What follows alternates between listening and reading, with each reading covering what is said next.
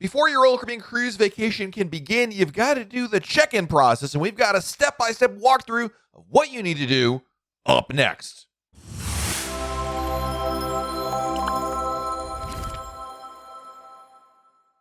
Hey everyone, it's Matt from RoyalCaribbeanBlog.com. Although the multi-step process to check in for your Royal Caribbean cruise might seem a little daunting, the good news is it's actually really easy and will save you a ton of time if you do it at home instead of waiting to do it when you get to the cruise terminal.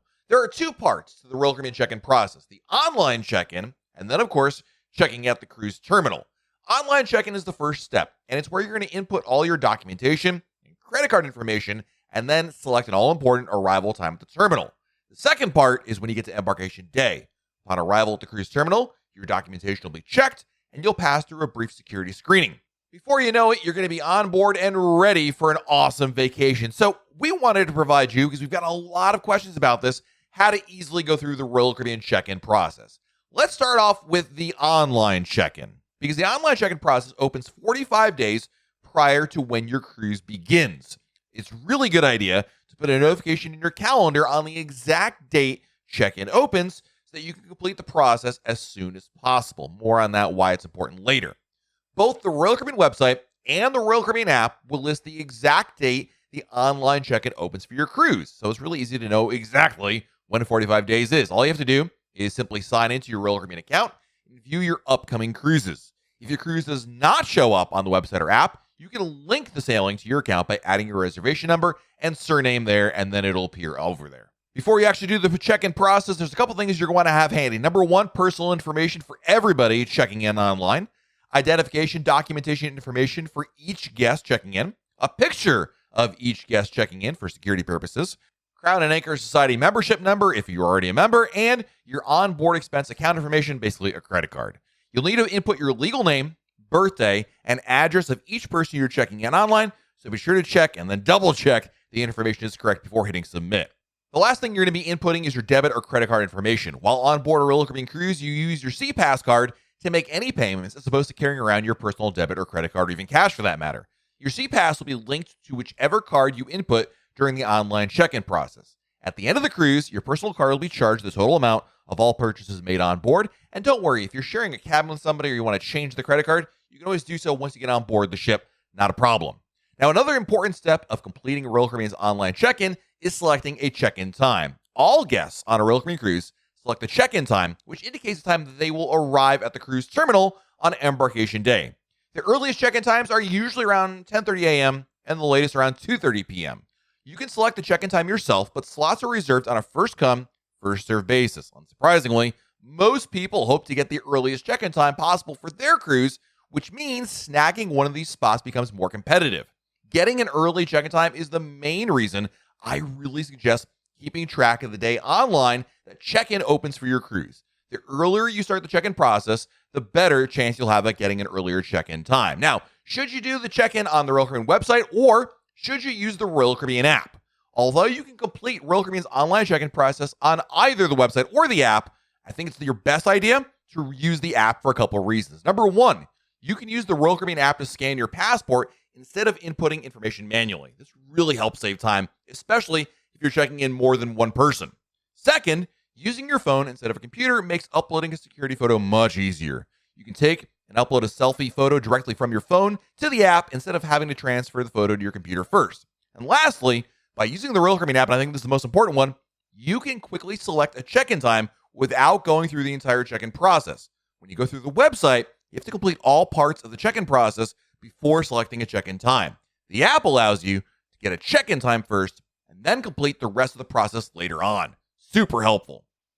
In case you're wondering what happens if you forget to do the online check-in. Now, the online check-in process closes about 48 hours prior to your sailing. So if you forget to do the online check-in process before your cruise, you can complete it at the cruise terminal on embarkation day. Obviously, I advise against waiting to check in until you arrive at the cruise terminal, because not only will it take much more time to do so, but the online check-in process is so easy that it does not make sense to wait until embarkation day to check in. So you could do it, but I don't recommend it.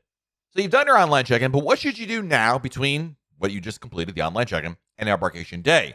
There are a few things you can do to prepare for embarkation day in the weeks leading up to your cruise. First of all, you can always reserve travel and hotel arrangements. It's a really good idea to make travel and hotel arrangements several months before your cruise. But if you haven't made arrangements a month before your cruise begins, well, you really want to do so ASAP. If you're flying to a cruise port, be sure to arrive the night before your cruise to allow an extra wiggle room in case of flight delays or cancellations. Arriving the day before means you'll have to book a hotel in your embarkation city, and it's best to do so sooner rather than the last minute. Those driving to the cruise should research parking options and the best routes for getting to the cruise port. I prefer parking directly at the cruise port for convenience, but you may find cheaper parking options in the port surrounding area. Next, research your ship and ports of call. It's super helpful to research your cruise ship and itinerary before your vacation begins. In the months leading up to your cruise, research the activities, entertainment, dining venues, and layouts so you're better prepared once on board. One of the easiest ways to become familiar with your cruise ship is by watching, cruise ship tours here on YouTube. These informative tours provide a full walkthrough of the cruise ship and allowing you to learn everything about what the ship has to offer. And we have a number of cruise ship video tours right here on our Royal Caribbean blog channel, so check them out. Because having an idea of what's offered on your cruise ship helps make sure you don't miss out on any unique activities and programming during the sailing. Whether trying the indoor skydiving simulator or watching an aqua theater show, you're going to want to know all about it. In addition to researching your cruise ship, spend time learning about the ports of call on your itinerary. Researching shore excursion options, the top things to do in each port, and info about local culture and cuisine can greatly enhance your time on shore during the cruise. Now, something else you're going to need to do right before the cruise begins is fill out the health questionnaire form. This questionnaire asks if you've had any symptoms of illness within the past 10 days, including nausea, a sore throat, cough, and muscle aches. The questionnaire aims to ensure that everybody getting on board is healthy, thus lessening the risk of a contagious virus spreading on board. Now, answering yes to any symptoms on the list could result in denial of boarding. My advice is if you want to answer yes to any of these, stop what you're doing, don't fill out the questionnaire, wait until you get to the cruise terminal and speak to somebody about it so you can get a little more context because the app will lock you out at that point. The health questionnaire can be completed in the Royal Caribbean app, and you'll receive a notification the day before your cruise stating the health questionnaire is ready to fill out. If you forget to fill it out, you'll be asked the same questions as the person once in the terminal. Again, save yourself some time, do it beforehand. Now let's talk about what to expect on the check-in process on embarkation day. The day has come and it's time to board your Royal Caribbean cruise. Completing the online check-in is so important because it makes everything super quick once you get to the terminal. Moving thousands of passengers through the cruise terminal and onto a cruise ship is a massive undertaking, but Royal Caribbean has streamlined the process to make it as seamless as possible. Nonetheless, it's helpful to know how the check-in process works at the cruise terminal to ensure that you're best prepared for embarkation day. Let's start with arriving at the terminal. You should arrive at your terminal at your scheduled check-in time on an embarkation day. Most cruise terminals adhere to scheduled check-in times, although it is possible you can arrive earlier and be admitted into the cruise terminal. As to whether or not it will work for you, your mileage may vary. There's no guarantees one way or another. There are several ways to arrive at the cruise terminal on embarkation day. If you're driving, I recommend arriving early to ensure you can find a parking spot and beat the traffic. For those that flew to the cruise port, Uber or Lyft is your best option for traveling to the airport or your hotel from there to the cruise terminal. Regardless of transportation method, make sure you're traveling to the correct cruise terminal. Some cities have several cruise terminals in them, and they may even be located miles away from each other. Confirm the terminal address via the Royal Caribbean website or by looking through your cruise electronic documents, which is a PDF document that Royal Caribbean sent to you prior to your sailing date. Some ports, like Port Everglades and Port Canaveral, use digital signage at the port to indicate which terminal you should go to board your ship. The next thing you're going to do is drop off your luggage. Before entering the cruise terminal, drop any suitcases and heavy luggage with the porters. Porters work at the cruise terminal to take your luggage and deliver it to the ship. This frees you of having to lug those suitcases on board yourself, which makes the embarkation process a little bit easier. Each piece of luggage you give to the porters must have a luggage tag, which tells crew members where to deliver the suitcase on the ship. You can print and attach luggage tags at home, or you can wait until you get to the cruise terminal, where a porter will write the correct information on a luggage tag and attach it to your suitcase. Now, keep in mind, porter services are free, but it's expected you will tip them anywhere from between $1 and $2 per bag. Yeah, it's a couple of extra dollars. Trust me, it's well worth it. Lugging your luggage around the ship is just not fun. After you drop off your luggage, the next thing you should do is take your identification documents out of your carry-on bag. You're going to need them to show them several times in the cruise terminal, and have them ready as soon as you enter the terminal can really help speed up the process. Additionally, have your set sail pass ready to scan on your phone or print out. Your set sail pass acts as a boarding pass to board your ship, and you can find it on the Royal Caribbean app under the check-in tab. There are several lines you're going to need to enter the cruise terminal through, and it's important to make sure you enter the correct line. If you're staying in a suite, look for the suites only line, as this line will be quicker than the standard boarding line. And yes, if you are in a junior suite, this counts. If you purchase the key, which is, of course, is a popular cruise ship add-on that allows for priority boarding, look for a tall blue sign indicating the entrance for key guests. Everybody else needs to go through the standard boarding line. Next will be documentation and security checks, because each cruise terminal has a slightly different layout, but it's likely you'll be asked to show your set sail pass and ID several times throughout the process. Depending on the terminal, you may be required to show your set sail pass at the cruise terminal entrance. Once inside the terminal, you'll enter an additional line to have your identification documents and set sail pass checked by cruise terminal employees.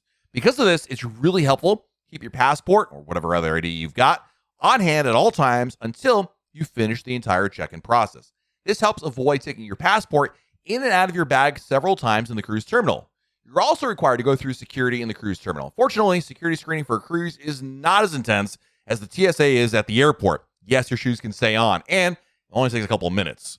Once you go through security and have it all documentation checked, you may encounter a brief wait in the cruise terminal until you can board the ship. This is more common if you're getting a very early check-in time, as the ship may not have opened the gangway for passengers yet. It's unlikely that you'll be waiting for long, though, as there's plenty of chairs to stay comfortable with as you wait to board. As soon as your group is called for boarding, get your set sail pass ready and have it scanned once exiting the terminal, and then walk on board the ship and kick off your vacation the right way. Speaking of doing things the right way, there's one more thing you really should do and get it knocked out as soon as you can once on board, and that is the e-muster drill. Before heading immediately to the pool deck for a rum and coke, really do yourself a favor, complete the e-muster drill. Every guest must complete a muster drill before a cruise ship can set sail. This safety briefing ensures that passengers know what to do and where to go in case of an emergency on board, and there's 3 parts. Number 1, watch a life jacket safety video. Number 2, listen to the emergency horn sound. And number 3, go to your muster station on board so you know where it is. The first 2 steps can be completed in either the Royal Caribbean app or on your stateroom's television. The third step must be completed in person on the ship. Your muster station is indicated in the Royal Caribbean app and on the back of your cabin's door. So there you have it. That's all you need to do after completing the online check-in, getting through the cruise terminal, and checking off all parts of the muster drill. It's officially time for your cruise vacation to begin. If the check-in process seems overwhelming, I promise it's not nearly as difficult as it may sound. Once you arrive at the cruise terminal, there are dozens of workers available to answer any questions you have. Plus, the terminal is full of helpful signage indicating where to go. Now that you have a better idea of what to expect, you'll be prepared with documents in hand and that early check-in time, which should make the process even more efficient. Overall, it only takes about 10-15 minutes to complete the online check-in and around 30 minutes to an hour to go through the cruise terminal. It's really easy, quicker than you think, and once you get a hang of it, it's not difficult at all. So do yourself a favor, do all that stuff online before the cruise begins. That way, the cruise terminal experience is super fast.